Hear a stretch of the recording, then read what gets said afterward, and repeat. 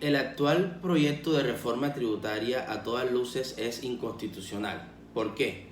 Ya la misma Corte Constitucional, como guardiana e intérprete de la Constitución, haciendo una interpretación extensiva de la teoría de los valores que se aplicó en la sentencia C-293 del 2020, y en esta sentencia se declara la inconstitucionalidad del mal llamado impuesto solidario, que pretendía generar unos tributos a altos funcionarios del Estado.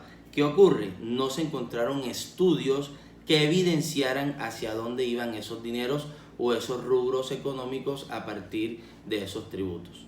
Ahora bien, la misma fundamentalidad, es decir, el carácter primario de los derechos inalienables del ser humano, se va a ver afectada. ¿Por qué?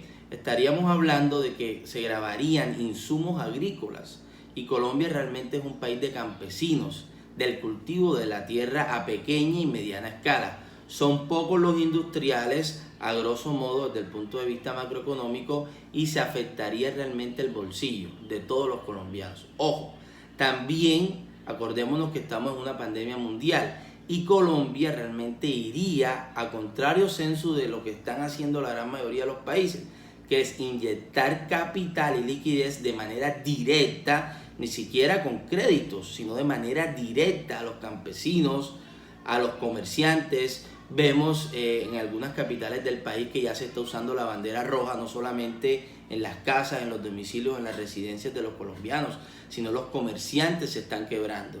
Entonces, el mismo empleo como derecho fundamental básico de una sociedad, de un Estado constitucional de derecho, se ve afectado.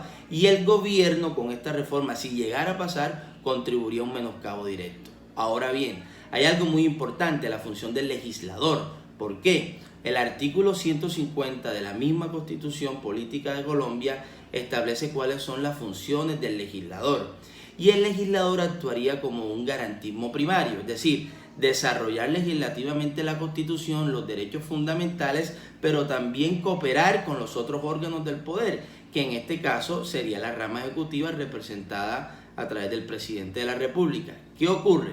Ya las bancadas al día de hoy se están oponiendo, la gran mayoría de los partidos, Partido de la U, Partido Conservador, Partido Verde, están generando su oposición, el Partido Liberal Colombiano. ¿Por qué?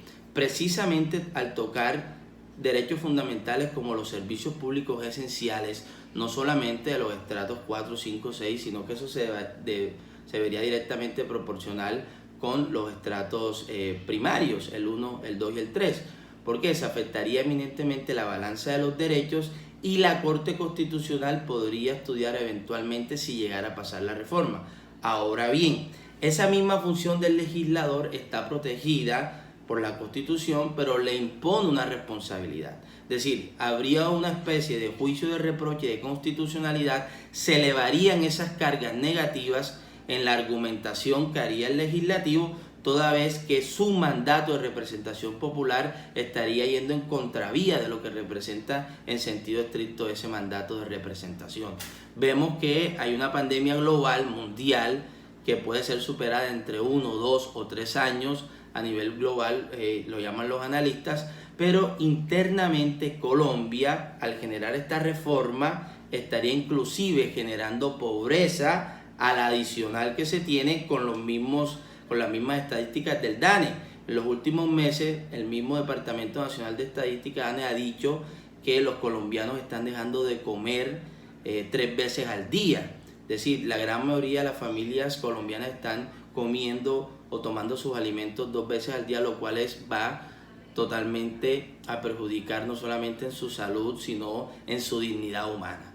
Y cuando estamos hablando de dignidad humana, de derechos fundamentales, de derechos humanos a nivel global, organismos internacionales podrían intervenir preventivamente si en este caso la Administración de Justicia en Colombia no operaría. Desde el punto de vista objetivo, yo considero que si llega a la Corte Constitucional a través de los mecanismos que existen para que la Corte se pronuncie, yo pienso que la Corte Constitucional, tomando su propia jurisprudencia, de manera inmediata decretaría la inconstitucionalidad de la reforma tributaria.